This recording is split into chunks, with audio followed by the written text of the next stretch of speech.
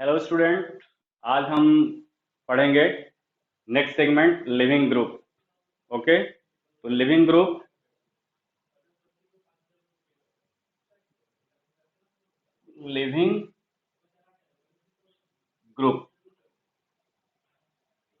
Actual में leaving group है क्या, इसके बारे में हम डिस्कस करेंगे। तो देखो बेटा, ये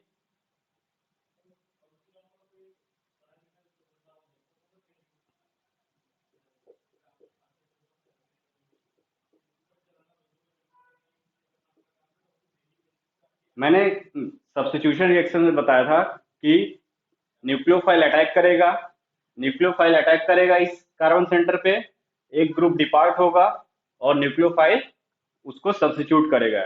यानी कि जो ग्रुप निकल रहा है उसी ग्रुप को हम बोलते हैं लिविंग ग्रुप। तो क्या लिख सकते हो? During during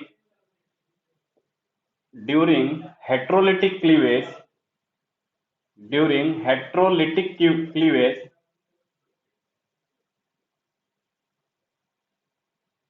group departs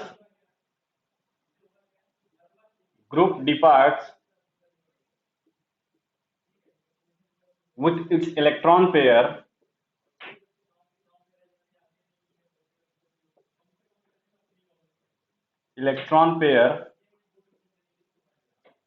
is called living group।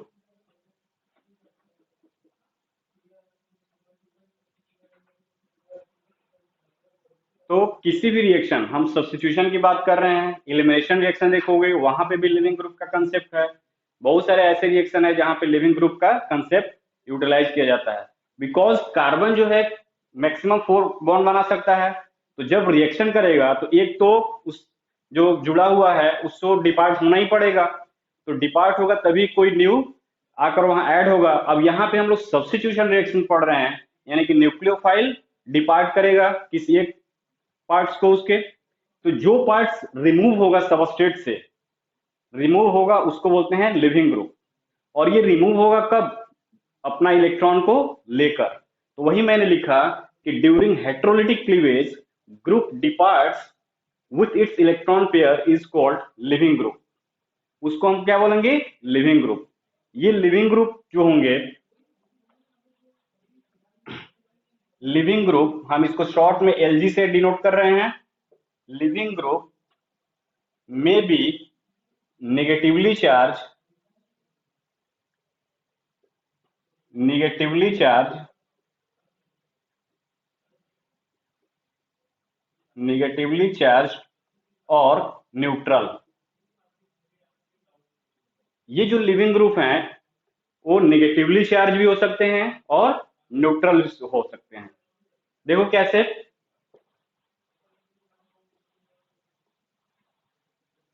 अगर हम लिविंग ग्रुप की बात करें तो यदि नेगेटिवली चार्ज की बात करो तो -I Cl-, Br-, F-, OH हो गया, एसीटेट आयन हो गया, फिनॉक्साइड आयन हो गया। तो ये सब क्या है? लिविंग ग्रुप, नेगेटिवली चार्ज हैं। ये रिएक्शन से डिपार्ट्स होते हैं सबस्ट्रेट से, और वहां पे आके कोई न्यूक्लियोफाइल ऐड होगा तो ये act as a nucleophile, act as a leaving group. ये क्या हुआ? नेगेटिवली चार्ज हुए। दूसरा क्या हो सकता है? न्यूट्रल। तो न्यूट्रल लिविंग ग्रुप में हमारा क्या हो सकता है? न्यूट्रल लिविंग ग्रुप, इस न्यूट्रल लिविंग ग्रुप में वाटर हो सकता है, अमोनिया हो सकता है, एल्कोहल हो सकता है, ओके, एसएच हो सकता है, आरएसआर हो सकता है, ईथर। तो ये सब क्या है? निगेटिवली चार्ज और neutral leaving group. Most of the time negatively charge जो लिविंग ग्रुप होते हैं वही ज्यादा होते हैं। मोस्ट कॉमन जो है वो निगेटिवली चार्ज होते हैं। तो क्वेश्चन होता है कि ये क्यों निकलेंगे, ये किसी भी रिएक्शन से क्यों डिपार्ट्स होंगे? तो इसका कंसेप्ट ये है, ये तभी डिपार्ट्स होंगे जब डिपार्चर के बाद ये खुद को स्टेबलाइज हो। ओके, कोई भी ग्रुप को हम लिविंग ग्रुप नहीं बोल सकते। लिविंग ग्रुप वही होगा जो निकलने के बाद खुद को स्टेबलाइज हो। अब तुम खुद समझ लो कि इस लिविंग ग्रुप की एबिलिटी, यानी कि हम किसको बेटर लिविंग ग्रुप बोलेंगे, किसको पुअर लिविंग ग्रुप बोलेंगे, ये डिपेंड करेगा कि निकलने के बाद वो लिविंग ग्रुप स्टेबलाइज हो रहा है कि नहीं।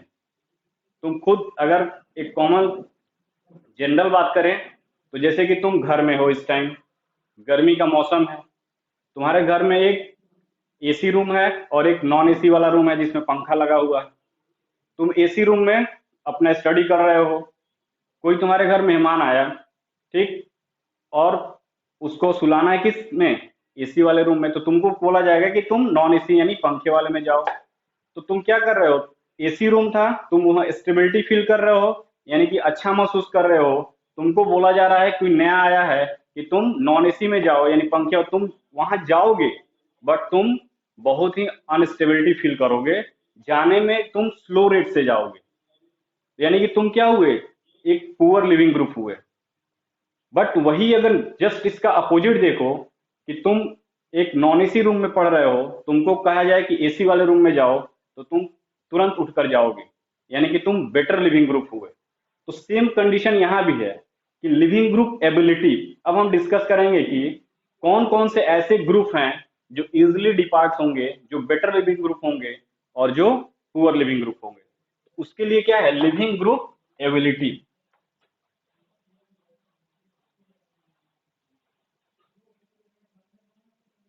तो लिविंग ग्रुप एबिलिटी, एलजीए जिसको हम डिनोट कर रहे हैं, इसको अगर हम बात करें तो लिविंग ग्रुप एबिलिटी जो होता है वो डायरेक्टली प्रोपोर्शनल होता है स्टेबिलिटी ऑफ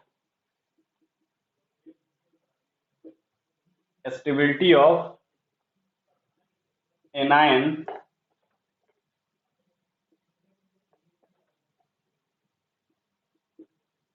विच डिपार्टेड या विच डिपार्ट। तो ये डिपेंड करता है stability of anion which depart. मैंने बताया कि मोस्ट कॉमन लिविंग ग्रुप क्या होते हैं, एनायनिक होते हैं, यानी निगेटिवली चार्ज होते हैं।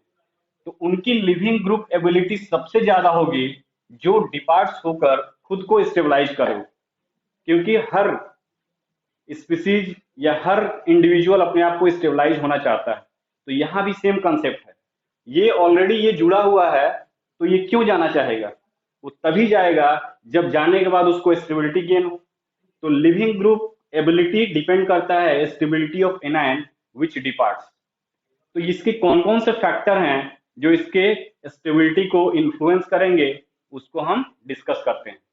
तो मेनली देखो, तो हेडिंग डालोगे फैक्टर अफेक्टिंग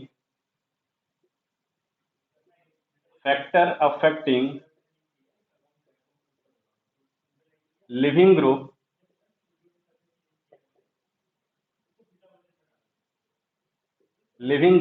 एबिलिटी। तो मैं बताया कि लिविंग ग्रुप वह बेटर होगा जो स्टेबल होगा। अब कौन कौन से ऐसे फैक्टर हैं जो उसकी स्टेबिलिटी को प्रोवाइड करेंगे, तो सबसे फर्स्ट फैक्टर हम बात करेंगे तो इलेक्ट्रोनिगेटिविटी।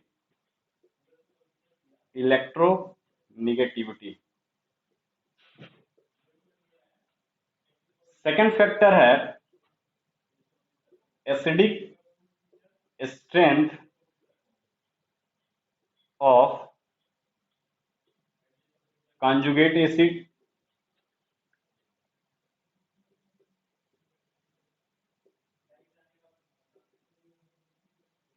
और basicity of conjugate base.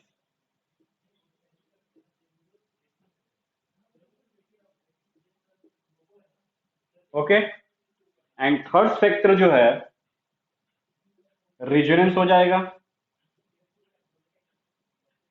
And fourth factor की बात करोगे तो इंट्रोपी। ओके, तो ये चार फैक्टर हैं जो डिसाइड्स करते हैं कि कौन सा ग्रुप बेटर लिविंग ग्रुप है, कौन सा ग्रुप पुअर लिविंग ग्रुप है। ओके, तो वन बाय वन हम डिस्कस करें। तो देखेंगे हम लोग factor affecting living group ability. तो उसमें फर्स्ट हम देखेंगे इलेक्ट्रोनेगेटिविटी। फर्स्ट क्या है? Electro negativity.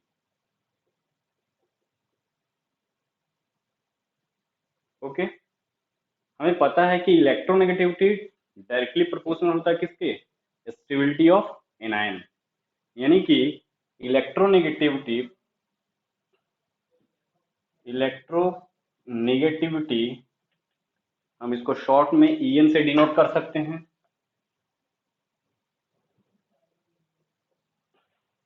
Electronegativity EN directly proportional to होता है स्टेबिलिटी ऑफ एनायन। ओके, यानी कि जितनी ज्यादा एटम इलेक्ट्रोनेगेटिव होगा उस पर अगर नेगेटिव चार्ज होगा उसकी स्टेबिलिटी ज्यादा होगी। तो सेम यहाँ पे भी है। तो living group ability directly proportional क्या हो जाएगा? इलेक्ट्रोनेगेटिविटी। यानी कि जो डिपार्ट्स हो रहा है एटम, उसका अगर इलेक्ट्रोनेगेटिविटी ज्यादा है तो उस पर अगर नेगेटिव चार्ज आ रहा है तो मोर स्टेबलाइज होगा एज कंपेयर्ड जो लेस इलेक्ट्रोनेगेटिव एटम होगा। यानी कि उसकी लिविंग एबिलिटी बेटर होगा। बिकॉज क्यों? क्योंकि लिविंग एबिलिटी क्या होता है? कि लिविंग एबिलिटी वह होता है कि निकलने के बाद वो एटम स्टेबलाइज हो रहा है कि नहीं। अगर ये स्टेबलाइज हो रहा है तो उसकी लिविंग एबिलिटी बेटर होगा। तो हम कह सकते हैं कि leaving group ability directly proportional to electronegativity. Example देखो, यदि हम बात करें फ्लोराइड आयन की, ओके, एमाइड आयन की, हाइड्रोक्सिल आयन की, और ये इसकी। तो देखो इसमें क्या है? Fluoride ion more electronegative. यानी कि इस पर जो नेगेटिव चार्ज होगा वो मोर स्टेबलाइज होगा। यानी कि इसका जो ऑर्डर हो जाएगा सबसे ज्यादा लिविंग एबिलिटी फ्लोराइड्स की, फिर उसके बाद OH, फिर उसके बाद NH2, देन उसके बाद CH3। तो ये on the basis of electronegativity concept ये हमारा लिविंग एबिलिटी होगा। ठीक, नेक्स्ट हम देखेंगे second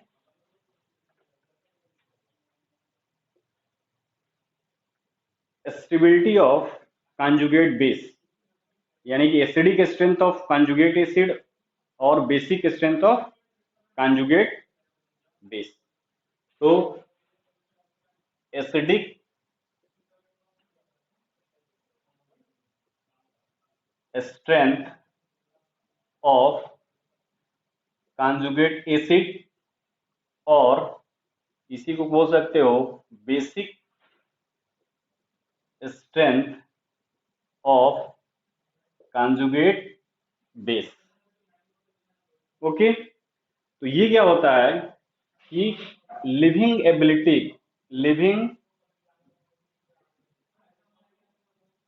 group ability directly proportional होता है एसिडिक स्ट्रेंथ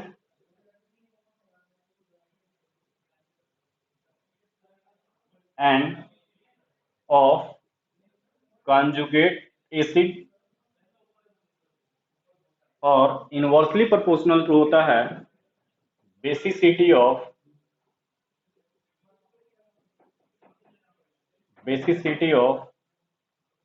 कंजुगेट बेस।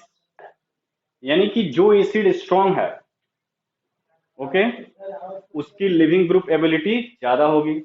या दूसरे स्पेक्ट में बोल सकते हैं जिसकी बेसिसिटी, जिस कंजुगेट बेस की बेसिसिटी कम होगा उसकी लिविंग ग्रुप एबिलिटी ज्यादा होगी। जैसे एग्जांपल देखो, आयोडाइड आयन है, क्लोराइड आयन है, ब्रोमाइड आयन है, फ्लोराइड आयन है। ओके, अगर हम इसको देखते हैं तो इसमें देखो आयोडाइड है, तो अगर हम बात करें कि इसकी लिविंग एबिलिटी की, तो लिविंग एबिलिटी आयोडाइड का सबसे ज्यादा, देन ब्रोमाइड साइन की होती है, देन क्लोराइड साइन की होती है, और सबसे कम फ्लोराइड साइन की होती है। ओके, तो आयोडाइड, ब्रोमाइड, क्लोराइड और फ्लोराइड, इसको कैसे एक्सप्लेन कर सकते हो? इस कॉन्सेप्ट पे, बेसिसिटी ऑफ कॉन्जुगेट बेस। अब देखो होता क्या है ये, अब देखो ये H आयोडाइड आयन, यानी कि ये इसका कॉन्जुगेट एसिड क्या होगा? HI, इसका HCl, इसका ये HBr, HCl और ये HF, ये है हमारा इसका acidic strength of conjugate acid. ये कॉन्जुगेट एसिड हुआ। इस कॉन्जुगेट एसिड का कॉन्जुगेट बेस अगर तुम देखोगे तो क्या होगा? आयोडाइड आयन, इसका bromide ion, chloride ion, fluoride ion. तो ये है iodide ion, bromide ion, fluoride ion, fluoride ion. अगर हम एसिडिक स्ट्रेंथ की बात करें तो ये क्या है? स्ट्रॉन्ग एसिड, स्ट्रॉन्ग एसिड है।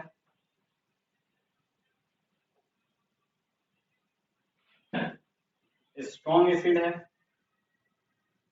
और ये सब इसमें वीक एसिड है, यानी कि एसिडिटी घट रहा है। क्यों?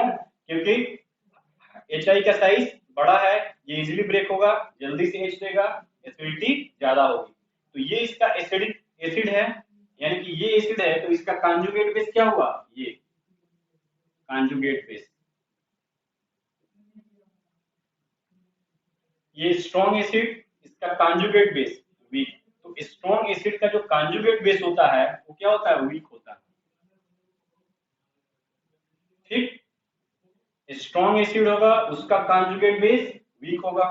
तो देखो जैसे जैसे एसिडिक स्ट्रेंथ घट रहा है, कॉन्जुगेट बेस स्ट्रॉन्ग होते जा रहा है। तो ये क्या होगा? कॉन्जुगेट बेस ये स्ट्रॉन्ग, यानी कि इस स्ट्रॉन्ग एसिड का जो कॉन्जुगेट बेस होगा वो वीक होगा। और एक कंसेप्ट दिमाग में रख लो, weaker the conjugate base better will be leaving group. Weaker the conjugate base better will be leaving group.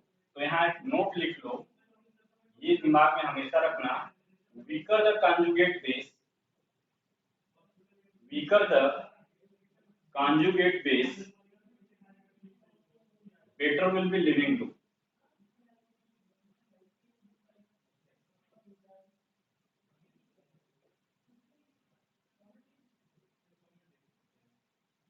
ये हमेशा दिमाग में रखना, इससे तुम बहुत सारे क्वेश्चन को सॉल्व कर सकते हो।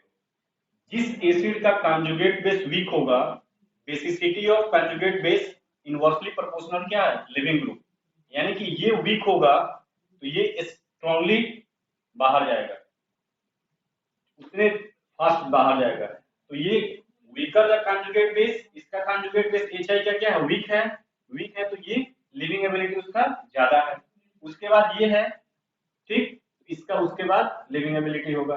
यानी कि कंजुगेट बेस को देखकर हम लिविंग ग्रुप डिसाइड कर सकते हैं कि कौन सा लिविंग ग्रुप बेटर होगा और कौन सा लिविंग ग्रुप पुअर होगा।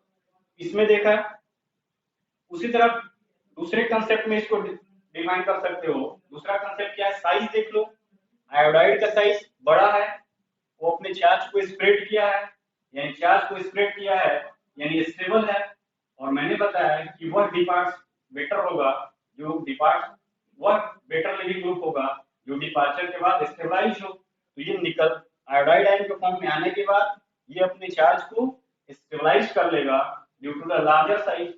तो दो कंसेप्ट है, इससे तुम डिफाइन कर सकते हो कि कौन सा बेटर लिविंग ग्रुप होगा और कौन सा पुअर लिविंग ग्रुप होगा।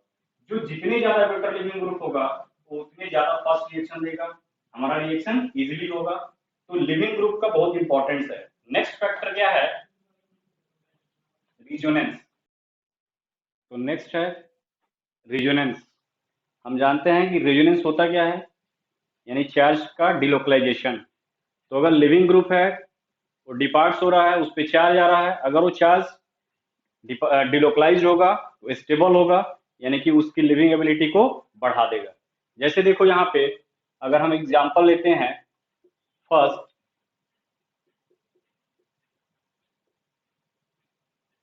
ये एसीटेट आयन है, दूसरा अगर एग्जांपल लें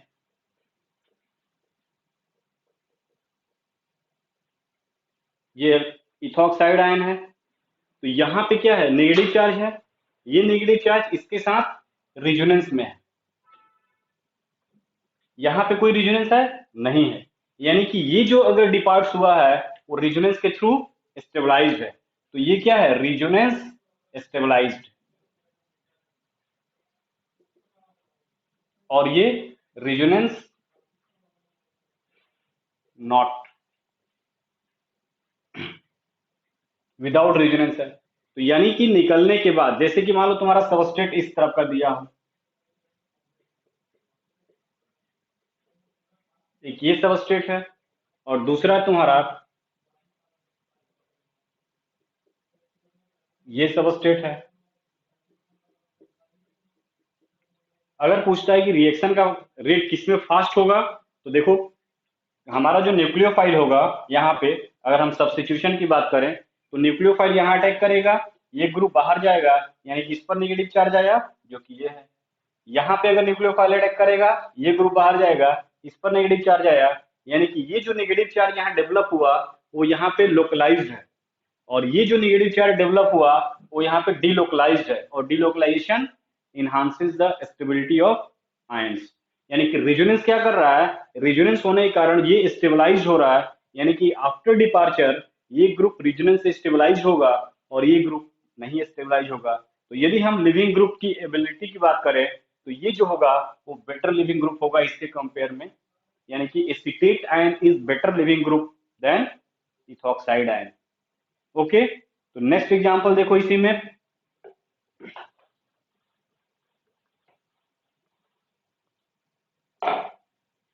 एग्जांपल नंबर सेकंड, अगर ये एसीटेट ही आयन है CH3 ये, और दूसरा क्या है, फिनॉक्साइड आयन,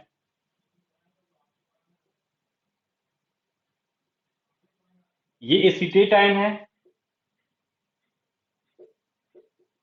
और ये फिनॉक्साइड आयन है। अगर हम बात करें स्टेबिलिटी की इस एनाइन की, अगर ये रिएक्शन से डिपार्ट हुआ है तो अगर इसकी स्टेबिलिटी चेक करोगे तो ये क्या होगा, ये मोर स्टेबल होगा और ये लेस स्टेबल होगा, दोनों में रिजोनेंस है, बट यहाँ पे क्या है, equivalent resonating structure, equivalent resonating structure, और यहाँ पे non equivalent resonating structure, non equivalent resonating structure.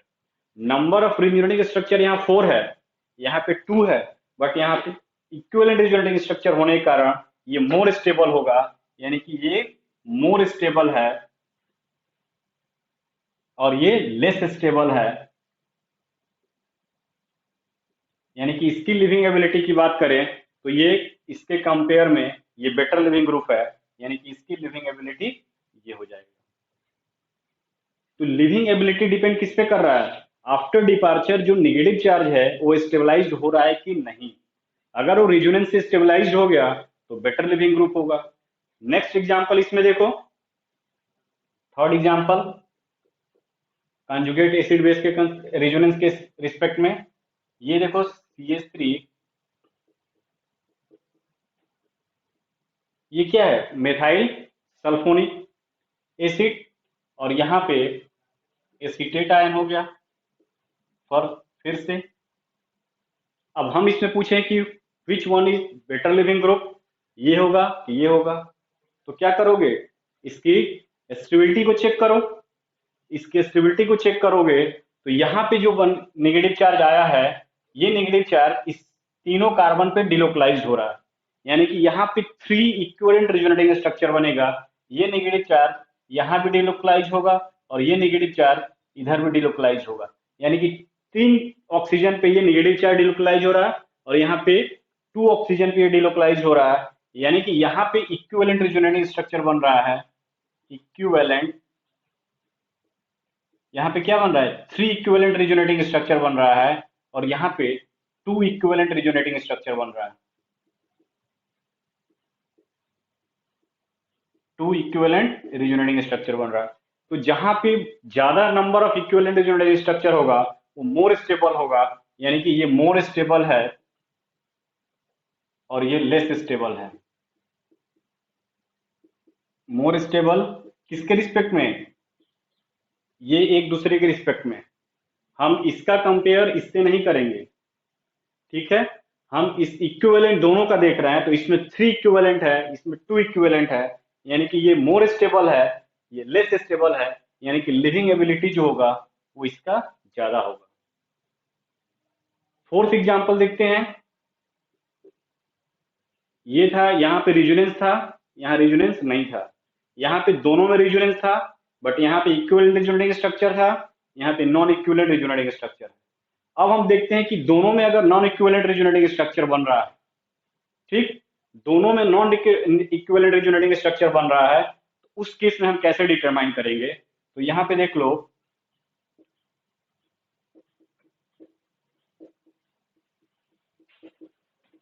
ये है, और दूसरा हम ले लेते हैं फिनोक्साइड आयन। तो यहाँ पे देखो नंबर ऑफ रिजोनेटिंग स्ट्रक्चर है, यहाँ देख दोनों ही नॉन इक्विवेलेंट है। नॉन इक्विवेलेंट क्यों है, क्योंकि ये जो नेगेटिव चार्ज है वो एक कार्बन पे है, फिर ऑक्सीजन पे डिलोकलाइज हो रहा है, यहाँ पर भी नेगेटिव चार्ज है, ऑक्सीजन पे है और ये कार्बन पे डिलोकलाइज हो रहा है। तो ये क्या है, नॉन इक्विवेलेंट रिजोनेटिंग स्ट्रक्चर है, इक्विवेलेंट नहीं है। अब देखेंगे इसमें नंबर ऑफ रिजोनेटिंग स्ट्रक्चर इसमें ज्यादा होगा, वो मोर स्टेबल होगा। तो इसमें देखो नंबर ऑफ रिजोनेटिंग स्ट्रक्चर क्या होगा, 2, एक ही बार डिलोकलाइज हो रहा है। यहाँ पे नंबर ऑफ रिजोनेटिंग स्ट्रक्चर ज्यादा होगा, 4 होगा। तो यहाँ पे क्या है, 2 रिजोनेटिंग स्ट्रक्चर है और यहाँ पे 4 रिजोनेटिंग स्ट्रक्चर है। तो जिसमें ज्यादा रिजोनेटिंग स्ट्रक्चर होगा वो चार्ज ज्यादा स्प्रेड होगा और चार्ज ज्यादा डिलोकलाइज होगा, यानी कि वो मोर स्टेबल होगा, वहां पे स्टेबिलिटी बढ़ जाएगी, और जहां पे स्टेबिलिटी बढ़ेगी उसकी लिविंग एबिलिटी भी बढ़ जाएगी। ये आपको दिमाग में रखना है, कब, जब आप लिविंग ग्रुप का कंसेप्ट लगाओगे तब। इस केस में अगर हम लिविंग ग्रुप की बात करें तो ये जो होगा वो बेटर लिविंग ग्रुप होगा। ओके, फोर्थ एग्जांपल देखते हैं कि जब हमारा रिजोनेटिंग स्ट्रक्चर सेम हो और उसी रिजोनेटिंग स्ट्रक्चर में इलेक्ट्रॉन डोनेटिंग ग्रुप लगा हो और विथड्रॉइंग ग्रुप लगा हो, तब क्या कंसेप्ट बनता है। तो फिफ्थ देखते हैं, अगर सपोज करो हमारा ये है फिनोक्साइड आयन ही हम ले लेते हैं, ओके, फिर एक दूसरा लेते हैं फिनोक्साइड आयन, और यहाँ पे इलेक्ट्रॉन विथड्रॉइंग ग्रुप लगा देते हैं। एक ये लेते हैं,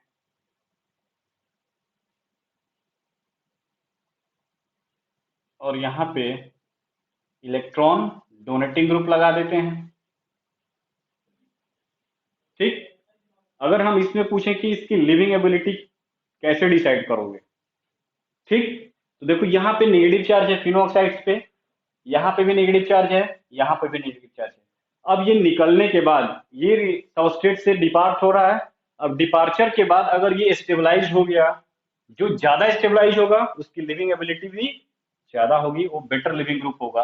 तो देखो नेगेटिव चार्ज आया, ये इलेक्ट्रॉन विथड्रॉइंग ग्रुप, ये इलेक्ट्रॉन डोनेटिंग ग्रुप, ये इलेक्ट्रॉन विथड्रॉइंग ग्रुप क्या करेगा, इस इलेक्ट्रॉन को अपने साइड खींचेगा रिंग से, यानी कि ये जो चार्ज डेवलप हुआ अनस्टेबल हुआ उसको स्टेबलाइज करेगा, ठीक। तो यानी कि ये जो है NO2 ग्रुप वो क्या कर रहा है, स्टेबलाइज कर रहा है। तो और यहाँ पे देखो ये इलेक्ट्रॉन डोनेट कर रहा है, यहाँ पे नेगेटिव चार्ज की डेंसिटी और बढ़ा रहा है, यानी इसको और अनस्टेबलाइज करेगा। तो जो स्टेबलाइज करेगा वो लिविंग ग्रुप की एबिलिटी को बढ़ाएगा, और जो डीस्टेबलाइज करेगा वो घटाएगा। यानी कि ये देखो ये इलेक्ट्रॉन विथड्रॉइंग ग्रुप है और ये इलेक्ट्रॉन डोनेटिंग ग्रुप है, और यहाँ पे एज इट इज है। तो ये क्या है, स्टेबलाइज कर रहा है, ये डीस्टेबलाइज कर रहा है, और ये तो यानी कि लिविंग ग्रुप की अगर बात करोगे तो सबसे ज्यादा, अगर हम इसको डिनोट करें 1 2 और ये 3 से, तो सबसे ज्यादा लिविंग ग्रुप एबिलिटी होगा NO2 वाले की, फिर उसके बाद इसका फर्स्ट का, और फिर लास्ट में थर्ड का। यानी कि जो लिविंग एबिलिटी होगा, लिविंग ग्रुप एबिलिटी का ऑर्डर ये हो जाएगा। तुमको याद क्या रखना है, अगर रिजोनेटिंग स्ट्रक्चर सेम बन रहा है, इक्विवेलेंट नॉन इक्विवेलेंट की बात नहीं कर रहा, अगर रिजोनेटिंग स्ट्रक्चर सेम बन रहा है, इक्वल नंबर 4 इसमें भी बनेगा, इसमें भी बनेगा, इसमें भी बनेगा। अगर एक में इलेक्ट्रॉन विथड्रॉइंग ग्रुप लगा है, एक में डोनेटिंग ग्रुप लगा है, तो विथड्रॉइंग वाला जो होगा वो नेगेटिव चार्ज को स्टेबलाइज करेगा, और स्टेबलाइज करेगा तो उसकी लिविंग एबिलिटी को बढ़ाएगा। तो ये आपको ध्यान रखना है। ओके, तो ये था लिविंग ग्रुप का रिजोनेंस में क्या इफेक्ट पड़ता है, यानी कि रिजोनेंस कैसे लिविंग ग्रुप को डिटरमाइन करने में हेल्प करता है। और फोर्थ फैक्टर है जो है वो इंट्रोपी। ओके, इंट्रोपी क्या है, रेंडमनेस। तो वह रिएक्शन जहां पे रेंडमनेस इंक्रीज कर जाए, यदि कोई गैसियस फॉर्म में निकल रहा है तो बेटर लिविंग ग्रुप होगा, जैसे N2+। फोर्थ क्या है, entropy. Entropy, entropy means randomness. और रेंडमनेस को अगर हम देखोगे तो वह रिएक्शन जहां पे जो लिविंग ग्रुप है वो गैसियस फॉर्म में निकल रहा है, तो गैसियस फॉर्म में लिखेगा यानी कि रेंडमनेस बढ़ाएगा, वो बेटर लिविंग ग्रुप होगा। जैसे N2+, ये N2 पे जो प्लस चार्ज आता है वो सबसे बेस्ट लिविंग ग्रुप होता है, सबसे बेस्ट। इससे बेस्ट कोई लिविंग ग्रुप नहीं है। तो ये क्या है, इंट्रोपी भी लिविंग ग्रुप को इन्फ्लुएंस करता है। वह रिएक्शन कंडीशन जहां पे हमारा गैसियस निकल रहा है, गैसियस लिविंग ग्रुप के फॉर्म में जा रहा है, तो वो रिएक्शन जो होगा वो फास्ट होगा, क्योंकि वहां पे लिविंग ग्रुप गैस होगा, वो इजिली डिपार्ट हो जाएगा। तो ये था इंट्रोपी फैक्टर। कुछ हैं जो सम स्पेशल, अब हम देखेंगे some special class of leaving group. इसको देखकर ही आपको रिएक्शन में इसे बाहर आउट कर देना है, यानी उसके जस्ट बगल पे न्यूक्लियोफाइल का अटैक करना है, बाहर करना है, कुछ सोचना ही नहीं है कि कौन सा लिविंग ग्रुप है और क्या है। अगर ये दिखा यानी कि ये रिएक्शन से डिपार्ट होगा ही, ये आपको ध्यान रखना है। तो हेडिंग डालो, some special class of, some special class of leaving group, यानी इसको बोलते हैं सुपर लिविंग ग्रुप। इसका जो जनरल इक्वेशन है वो ऐसे है,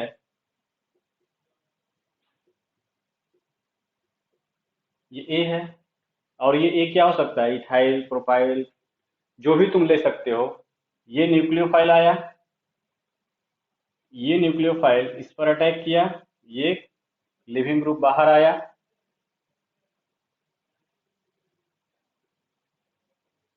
ये बना, यानी कि ये हमारा लिविंग ग्रुप है।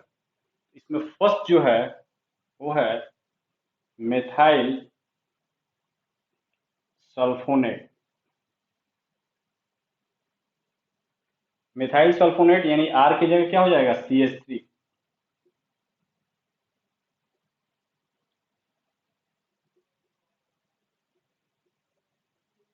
मेथाइल सल्फोनेट, इसको डिनोट करते हैं OMS। शॉर्ट फॉर्म में अगर रिएक्शन दिया है तो इसी तरह OMS लिखा रहेगा, यानी कि मेथाइल सल्फोनेट। सेकेंड है ट्राईफ्लोरो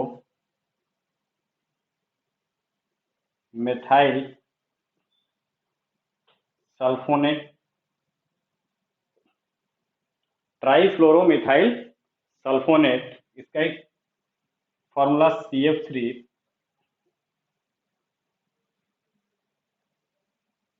ये ट्राईफ्लोरो मेथाइल सल्फोनेट, इसी को बोलते हैं ट्रिफ्लेट, और शॉर्ट फॉर्म में ट्रिफ्लेट बोल सकते हैं, और इसको डिनोट करते हैं OTF। सेकंड, थर्ड देखते हैं, तो ये कुछ इस तरह से है,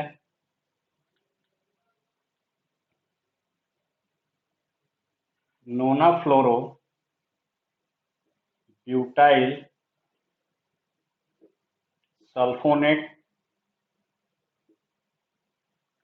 ठीक, तो इसमें क्या हो जाएगा, CF3 CF2 CF2 CF2,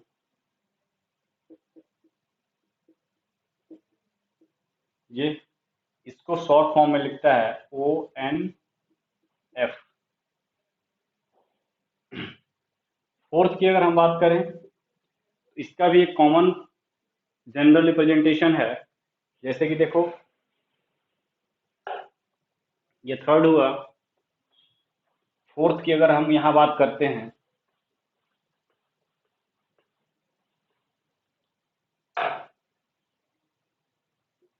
तो फोर्थ में एक जनरल रिप्रेजेंटेशन है,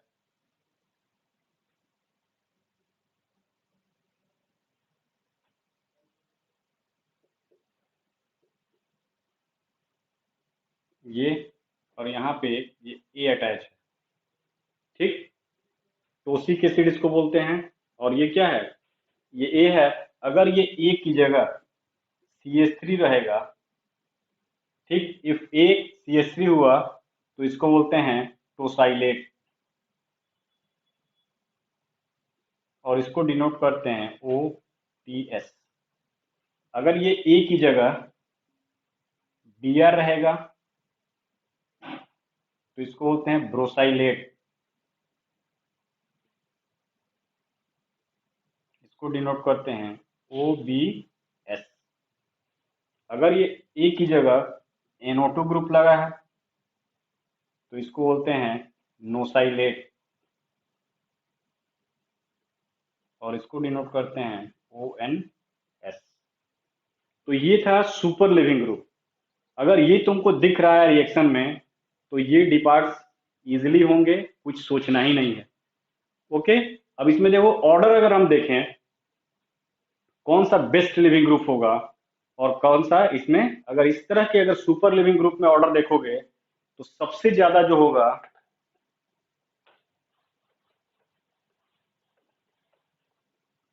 वो होगा तुम्हारा N2+ तो है ही सबसे पहले, फिर ONS,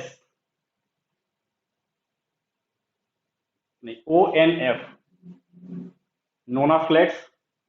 उसके बाद क्या था, ट्रिफ्लेट, OTF, ठीक। अब देखो इन इन सब में कौन सा होगा, NO2 जिस पे लगा है विथड्रॉइंग ग्रुप है, तो ये नेगेटिव चार्ज को विथड्रॉ कर रहा है, यानी कि सब। उसके बाद क्या हो जाएगा, ONS, नोसाइलेट। उसके बाद क्या है, Br है, ये भी, तो OBS, ब्रोसाइलेट। उसके बाद क्या है, टोसाइलेट, टोसाइलेट। और उसके बाद क्या है,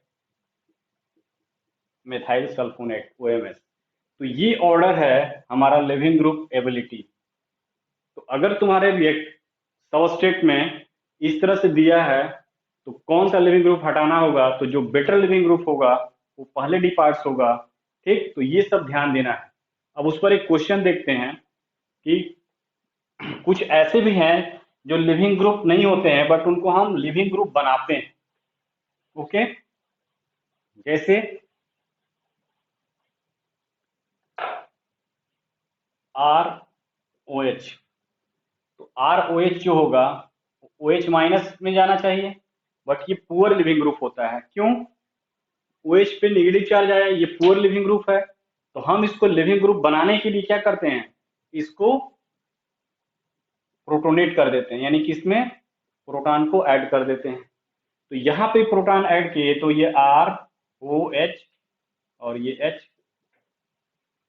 अब ये जो लिविंग ग्रुप की तरह कौन काम करेगा, वाटर। यहाँ पे H2O निकला तो ये R+ और H2O, तो ये बन गया, ये न्यूट्रल हुआ, स्टेबल है, तो इसलिए ये बेटर लिविंग ग्रुप हुआ। एल्कोहल के केस में वे जो होता है पुअर लिविंग ग्रुप होता है, क्योंकि ये स्ट्रॉन्ग बेस है, और स्ट्रॉन्ग बेस है तो इससे अटैच्ड है, और अटैच्ड है तो ये जल्दी ब्रेक होगा नहीं। इसको प्रोटोनेट करोगे, प्रोटोनेट करोगे, यहाँ पे वाटर आ जाएगा न्यूट्रल फॉर्म में, और वाटर इजिली निकलेगा। तो एल्कोहल के केस में हम प्रोटोनेशन के थ्रू OH जो पुअर लिविंग ग्रुप है उसको बेटर लिविंग ग्रुप बनाकर फिर हम रिएक्शन को प्रोसीड करते हैं। तो कुछ एग्जाम्पल हैं, जैसे कि देखो, अगर एग्जाम्पल देखो, अगर ये R, ये OH है, ये OH2 है, कौन सा बेटर लिविंग ग्रुप होगा, ये या ये? तो इसकी लिविंग एबिलिटी ज्यादा होगी, तो ये बेटर, ये जो रिएक्शन होगा वो फास्ट होगा, OH2 इजिली निकलेगा। उसी तरह अगर तुम बात करो, ये R, ये NH2 है,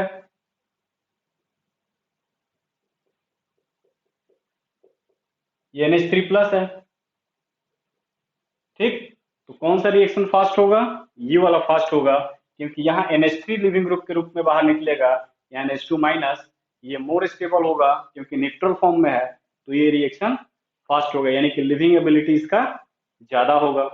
उसी तरह अगर थर्ड की बात करो,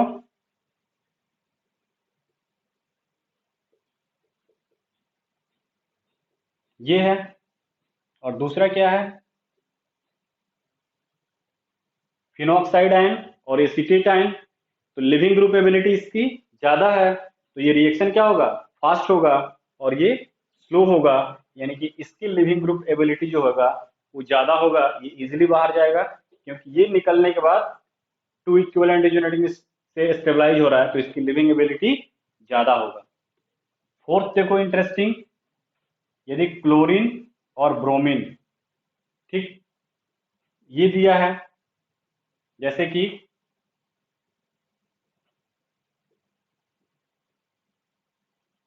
और पूछ रहा है लिविंग एबिलिटी किस में, सॉल्वेंट, पोलर और नॉन पोलर सॉल्वेंट में, जैसे कि पोलर प्रोटिक वाटर में एंड DMSO में, किसमें लिविंग एबिलिटी ज्यादा होगी, दोनों की, किसमें किसकी ज्यादा होगी? तो देखो, सॉल्वेंट का कोई इफेक्ट नहीं होता है लिविंग एबिलिटी पे, ये ध्यान रखना, न्यूक्लियोफिलिसिटी पे इफेक्ट होता है, लेकिन लिविंग एबिलिटी पे सॉल्वेंट का इफेक्ट नहीं होता है। तो चाहे तुम पोलर सॉल्वेंट लो या ये प्रोटिक लो या प्रोटिक लो, कोई इफेक्ट नहीं पड़ेगा। लिविंग ग्रुप का जो डिसाइडिंग फैक्टर है वो उसकी स्टेबिलिटी ही है, यानी कि ये Br माइनस क्या होगा, Cl माइनस और Br माइनस, यानी कि Br जो होगा उसकी लिविंग एबिलिटी ज्यादा होगी, चाहे सॉल्वेंट कोई भी लो, इस पे कोई इफेक्ट नहीं पड़ता। तो ये था लिविंग ग्रुप का कंसेप्ट, आप इसको एक बार पढ़ो, मेमोराइज करो और क्वेश्चन को सॉल्व करो। नहीं आ रहा है, फिर से पढ़ो, फिर से लेक्चर देखो, फिर से सॉल्व करो। 100% है कि आप इस लिविंग ग्रुप के लेक्चर से आपका कंसेप्ट क्लियर होगा और आपको कोई डाउट नहीं होगा।